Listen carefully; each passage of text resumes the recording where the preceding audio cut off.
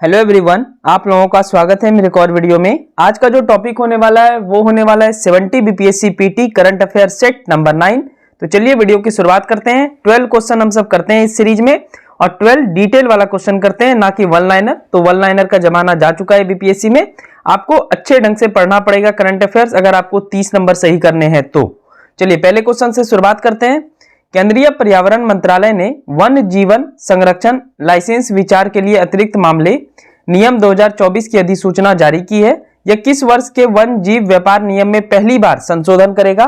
आपके ऑप्शन है first number 1982, दूसरा है 1991, तीसरा है 1983 और चौथा है 1975।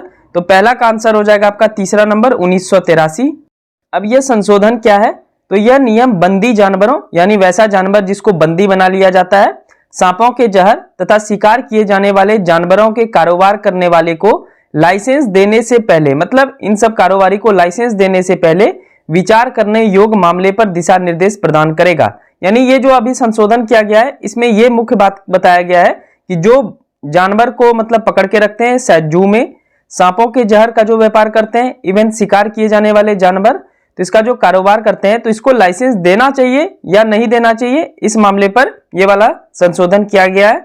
इसके अलावा वन संरक्षण अधिनियम 1972, आपको पता है वन संरक्षण अधिनियम 1972 आया था, यानी प्लांट और जंगली जानवर को सुरक्षित रखने के लिए। तो इसका अनुसूची 1 है और अनुसूची 2 के भाग 2 में निर्दिष्ट वन जीवों के व्यापार के लिए कोई लाइसेंस नहीं दिया जाएगा। वन जीव संरक्षण अधिनियम 1972 के अनुसूची 1 में वन जीव जैसे बाघ, हाथी, गैंडे आदि पर प्रतिबंध परामर्श के प्रावधान अभी भी लागू हैं। यानी बाघ, हाथी, गैंडे इन सब जो जानवर है जो अनुसूची 1 में आते हैं, इनके लिए तो कोई लाइसेंस की बात कर ही नहीं रहा है, इनको लाइसेंस मिलेगा ही नहीं, आप इनका कारोबार कर ही नहीं सकते हैं। लेकिन कुछ कुछ जानवर होते हैं जिनका कारोबार आप कर सकते हैं, तो उनके लिए गवर्नमेंट डिसाइड करेगी, सोचेगी कि लाइसेंस देना चाहिए या नहीं देना चाहिए। ठीक है, तो ये मुख्यतः इस वाले में संशोधन में बताया गया है। तो 1983 इसका सही आंसर हो जाएगा। चलिए क्वेश्चन नंबर दूसरा, किस मंत्रालय के राजस्व विभाग ने स्टाम्प शुल्क प्रावधानों को आधुनिक व्यवस्था के साथ संरक्षित करने के लिए भारतीय स्टाम्प विधेयक 2023 तैयार किया है? आपके ऑप्शन है फर्स्ट नंबर रेल मंत्रालय, दूसरा है वित्त मंत्रालय, तीसरा है गृह मंत्रालय और चौथा है महिला एवं बाल विकास मंत्रालय। तो दूसरा का सही आंसर हो जाएगा दूसरा नंबर वित्त मंत्रालय। यह विधेयक भारतीय स्टाम्प अधिनियम 1899 का स्थान लेगा। इस नए विधेयक का उद्देश्य स्टाम्प शुल्क प्रावधानों को आधुनिक बनाना तथा स्टाम्प अधिनियम 1899 को प्रतिस्थापित करना है। यानी ये जो 2023 वाला आया है अधिनियम, ये 1899 का जगह लेगा। भारतीय स्टाम्प अधिनियम 1899 यह क्या है? तो यह एक राजकोषीय कानून है जो लेन देन रिकॉर्ड करने वाले दस्तावेजों पर स्टाम्प के रूप में लगने वाले कर से संबंधित है। तो दूसरा का आंसर हो गया दूसरा। देखिए 1899 का जब साल होगा तो वहां पे आधुनिकीकरण की तो व्यवस्था की नहीं होगी, तो अब जो है 2023 में जो 1899 वाला इस स्टाम्प अधिनियम का जगह लेगा उसमें आधुनिकीकरण को जोड़ दिया जाएगा। ठीक है, डिजिटल जैसे कर देना, ये सब जोड़ दिया जाएगा। चलिए क्वेश्चन नंबर थर्ड, 3 जनवरी 2024 को किनके द्वारा लक्षद्वीप के कावारती में कोची लक्षद्वीप समूह पनडुब्बी ऑप्टिकल फाइबर कनेक्शन परियोजना का उद्घाटन किया गया? आपके ऑप्शन है फर्स्ट नंबर प्रधानमंत्री नरेंद्र मोदी, दूसरा है वित्त मंत्री निर्मला सीतारमन, तीसरा है रक्षा मंत्री राजनाथ सिंह और चौथा है विदेश मंत्री डॉक्टर एस जयशंकर। तो तीसरा का सही आंसर हो जाएगा पहला नंबर प्रधानमंत्री नरेंद्र मोदी। चलिए मुख्य बिंदु देखते हैं। इसके माध्यम से पहली बार यानी स्वतंत्रता के बाद पहली बार लक्षद्वीप को सबमरीन ऑप्टिकल फाइबर केबल से जोड़ा जाना है।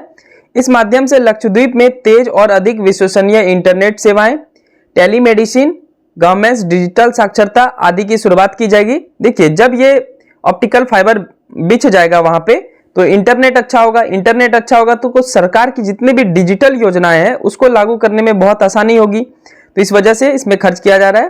कोची लक्षद्वीप समूह पनडुब्बी ऑप्टिकल फाइबर कनेक्शन यानी KLISOFC, ये 1848 किलोमीटर दूरी है। इसका जो है स्थापना नहीं, सॉरी, पैसा जो खर्च हो रहा है यहाँ पे काट लेंगे, यहाँ हो गया आपका पैसा खर्च हो रहा है 1072 करोड़। इस परियोजना में मुख्य भूमि कोची से, कोची आपको पता है केरल राज्य में है, कोची से लक्षद्वीप के 11 द्वीपों में केबल कनेक्टिविटी जोड़ा जाएगा। कुछ और भी फैक्ट्स इस क्वेश्चन में है।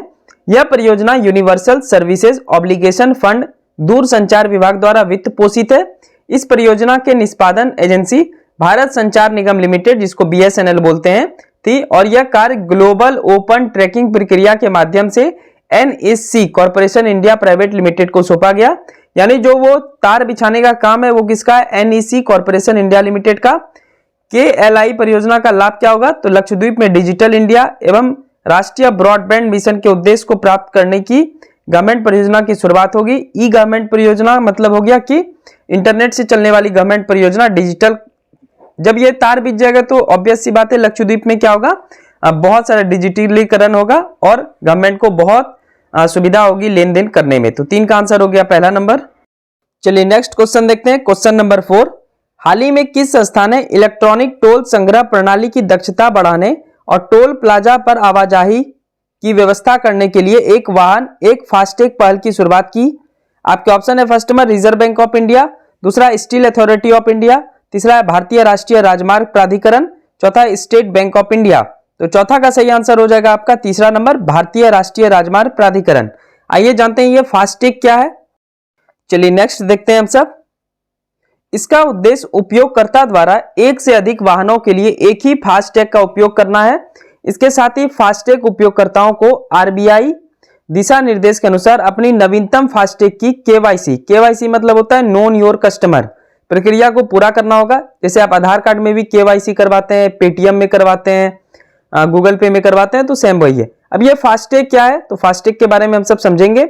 इसके माध्यम से रेडियो फ्रीक्वेंसी आर्टिफिकेशन तकनीक के द्वारा वाहन के चलते समय ग्राहकों से जुड़े प्रीपेड या बचत चालू खाते से सीधे ही टोल में भुगतान हो जाते हैं। ठीक है, यानी आप जा रहे हैं किसी हाईवे पे, तो आपको पता है हाईवे पे टोल प्लाजा रहता है। ठीक है, तो टोल प्लाजा पे आप सब रुकते हैं, लेकिन आपके पास अगर फास्टैग रहेगा तो आप पहले ही भुगतान कर देंगे तो और एक कार्ड दे दिया जाता है, जिसको नीचे मैं लिख चुका हूं, जिसको विंड स्क्रीन पर चिपकाया जाता है।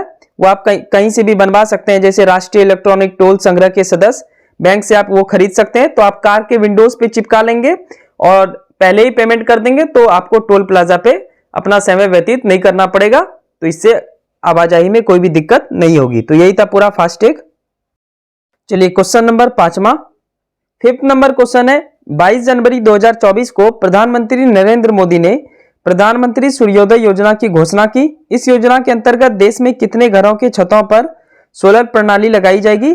आपके ऑप्शन है फर्स्ट नंबर 3 करोड़, दूसरा है 7 करोड़, तीसरा है 9 करोड़ और चौथा है 1 करोड़। तो 5 का सही आंसर हो जाएगा ऑप्शन नंबर चौथा, 1 करोड़। आइए इस योजना के बारे में सब जानते हैं। इस योजना का उद्देश्य निम्न और मध्यम आय वाले व्यक्तियों को सोलर पैनल स्थापना के माध्यम से बिजली प्रदान करना है। इस योजना का लक्ष्य गरीबों एवं मध्यम वर्ग के बिजली बिल को कम करने के साथ साथ भारत को ऊर्जा क्षेत्र में आत्मनिर्भर बनाना है। देखिए, सौर ऊर्जा एक नवीकरणीय ऊर्जा होता है। ठीक है, हम सब कोयला, पेट्रोल, डीजल ये सब जो यूज करते हैं इसको अनवीकरणीय ऊर्जा बोलते हैं। लेकिन सौर ऊर्जा हुआ, पवन ऊर्जा हुआ और विंड तो ही हो गया, और पानी का ऊर्जा, ठीक है, यानी जल, पवन और सौर ऊर्जा, ये नवीकरणीय ऊर्जा, ये कभी खत्म होगा नहीं। अगर ये खत्म होगा यानी हम सब भी खत्म हो जाएंगे, तभी ये खत्म हो सकता है। तो नवीकरणीय ऊर्जा का मतलब वैसा ऊर्जा जो प्रकृति में पाया जाता है और जो ऊर्जा खत्म ना हो। ठीक है, इसी को क्या बोलते हैं? नवीकरणीय ऊर्जा। तो इस दिशा में सोलर महत्वपूर्ण भूमिका निभाएगा। अगले कुछ वर्षों में भारत चाह ही रहा है कि अक्षय ऊर्जा की ओर ज्यादा से ज्यादा बढ़े। जैसे कि विंड पे काम करते हैं, अंतरराष्ट्रीय सौर गठबंधन बनाया भारत और फ्रांस मिलकर, उसमें 106 से ज्यादा कंट्री है। तो आप समझ सकते हैं कि सौर ऊर्जा का महत्व आने वाले भविष्य में बहुत ज्यादा रहने वाला है, क्योंकि अनवीकरणीय ऊर्जा में कोयला, पेट्रोल सब आता है, ये कभी ना कभी खत्म होगा ही। इसलिए हम सबको डिपेंडेंसी सौर ऊर्जा पे बढ़ाना चाहिए। चलिए बढ़ते हैं अगले प्रश्न की ओर। चलिए नेक्स्ट क्वेश्चन देखते हैं, क्वेश्चन नंबर 6। 12 से 16 जनवरी 2024 तक कहां 27वां राष्ट्रीय युवा महोत्सव का आयोजन किया गया? आपका ऑप्शन है फर्स्ट नंबर बेंगलुरु कर्नाटक, दूसरा है पटना बिहार, तीसरा है नासिक महाराष्ट्र और चौथा है नई दिल्ली। तो 6 का सही आंसर हो जाएगा तीसरा नंबर, नासिक महाराष्ट्र। स्वामी विवेकानंद की जयंती के अवसर पर इस कार्यक्रम का उद्घाटन प्रधानमंत्री नरेंद्र मोदी ने किया। इस वर्ष के महोत्सव का विषय विकसित भारत 2047 युवाओं के लिए, युवाओं के द्वारा है।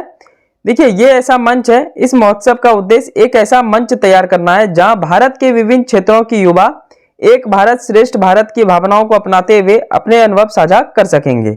इस प्रकार आंसर हो जाता है आपका तीसरा नंबर। चलिए नेक्स्ट देखते हैं, क्वेश्चन नंबर 7वां। रक्षा मंत्री राजनाथ सिंह ने 1 जनवरी 2024 को उत्तर प्रदेश के किस जिले में पहले अखिल भारतीय बालिका सैनिक स्कूल संविद गुरुकुलम गर्ल्स सैनिक स्कूल का उद्घाटन किया? आपके ऑप्शन है फर्स्ट नंबर वृंदावन मथुरा जिला, दूसरा है लखनऊ, तीसरा है इटावा और चौथा है बनारस। तो 7 का सही आंसर हो जाएगा पहला नंबर वृंदावन मथुरा जिला। मिजोरम के सैनिक स्कूल छिंगछिप में रक्षा मंत्रालय द्वारा शुरू किए गए पायलट प्रोजेक्ट की सफलता के बाद इसे चरणबद्ध तरीके से सैनिक स्कूलों में लड़कियों के प्रवेश को मंजूरी दे दी थी। गैर सरकार द्वारा गैर सरकारी संगठन हो, निजी संगठन हो या राज्य सरकारी स्कूल हो के साथ साझेदारी में 100 सैनिक स्कूल की स्थापना की पहल शुरू की गई, जिसमें 42 की स्थापना की जा चुकी है। उसमें से एक का स्थापना पहला अखिल सैनिक स्कूल लड़की के लिए बना है, जो कि बना है मथुरा जिला के वृंदावन में। ठीक है, चलिए तो 7 का आंसर हो गया पहला नंबर। नेक्स्ट क्वेश्चन, सेशन अच्छी लग रही है तो सब्सक्राइब कर लेंगे चैनल को। 8वां प्रश्न है, हाल ही में किस राज्य के झारसुगुड़ा जिले में कोयला मंत्रालय के तहत एक नवरत्न कंपनी NLC इंडिया लिमिटेड ने 24,000 मेगावाट क्षमता की पीट head green field thermal power परियोजना स्थापित करने के लिए भेलको इंजीनियरिंग खरीद एवं निर्माण अनुबंध प्रदान किया है? आपके ऑप्शन है फर्स्ट नंबर पश्चिम बंगाल, दूसरा है कर्नाटक, तीसरा है उड़ीसा और चौथा है उत्तर प्रदेश। तो 8 का सही आंसर हो जाएगा आपका तीसरा नंबर उड़ीसा। आइए कुछ पॉइंट देखते हैं हम सब। यह project ultra super critical technology पर आधारित है। इस परियोजना की पहली इकाई वित्त वर्ष 2028-29 के दौरान चालू की जाएगी। इस प्रकार आंसर हो जाता है 8 का तीसरा नंबर। क्वेश्चन नंबर 9 की ओर अग्रसर होते हैं हम सब। 9वां प्रश्न, 5 जनवरी 2024 को चेन्नई में भारतीय मानक ब्यूरो द्वारा कैमा स्थापना दिवस बनाया गया? आपके ऑप्शन है फर्स्ट नंबर 79वां, दूसरा है 77वां, तीसरा है 75वां और चौथा है 80वां। तो 9 का सही आंसर हो जाएगा आपका दूसरा नंबर 77वां। इसके कुछ मुख्य बिंदु समझते हैं। भारत मानक ब्यूरो भारत सरकार के उपभोक्ता मामले, खाद्य एवं सार्वजनिक वितरण मंत्रालय के तत्वावधान में क्रियात्मक वैधानिक निकाय है। यह उद्योग के लाभ के उद्देश्य से उत्पादन प्रमाणन यानी ISI मार्क सम्मेल रहता है, हॉलमार्क जिसको बोलते हैं आप सब, प्रबंधन प्रणाली, सोने और चांदी आभूषण कलाकृति और प्रयोगशाला सेवाओं को हॉल मार्किंग जैसी विभिन्न पहलें संचालित करती है। तो यही इसका कार्य है। बढ़ते हैं अगले प्रश्न की ओर। चलिए नेक्स्ट देखते हैं हम सब। नेक्स्ट क्वेश्चन, हाल ही में भारतीय शास्त्रीय संगीत जगत के शास्त्रीय गायिका और किराने घराने की प्रख्यात हस्ती डॉक्टर प्रभा अत्रे 91 वर्ष की आयु में पुणे में निधन हो गया इनका। इन्हें किस वर्ष भारत का दूसरा सर्वोच्च नागरिक सम्मान पद्म विभूषण मिला था?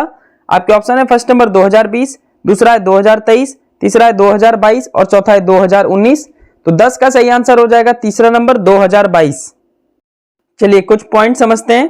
प्रभा अत्रे का जन्म 13 सितंबर 1932 को हुआ। इनकी डॉक्टरेट थीसिस का शीर्षक सरगम था। इन्हें संगीत नाटक अकादमी पुरस्कार 1991, पद्मश्री अवार्ड 1990 तथा पद्म भूषण अवार्ड 2002 में मिला था और 2022 में मिला पद्म विभूषण। तो बहुत ही महत्वपूर्ण व्यक्ति थे ये। क्वेश्चन नंबर 11, हाल ही में मुख्यमंत्री नीतीश कुमार की अध्यक्षता में बिहार लघु उद्यमी योजना 2024 को मंजूरी दी गई।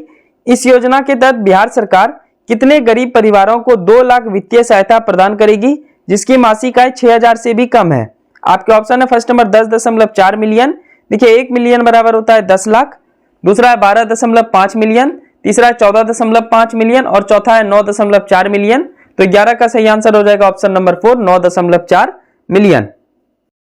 चलिए आज की इस वीडियो का आखिरी प्रश्न, क्वेश्चन नंबर 12, पर्यटन के क्षेत्र में आधारभूत संरचनागत समावेशी विकास एवं निवेश को प्रोत्साहन प्रदान करने के लिए कब बिहार पर्यटन नीति 2023 को मंजूरी प्रदान की गई है? आपके ऑप्शन है फर्स्ट नंबर 26 दिसंबर 2023, दूसरा है 5 अगस्त 2023, तीसरा है 5 जनवरी 2024 और चौथा है 7 जनवरी 2024।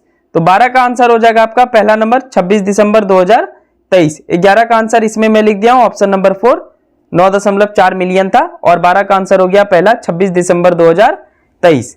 तो ये था 70 BPSC current affairs set number 9। जल्दी मिलते हैं सेट नंबर 10 के साथ।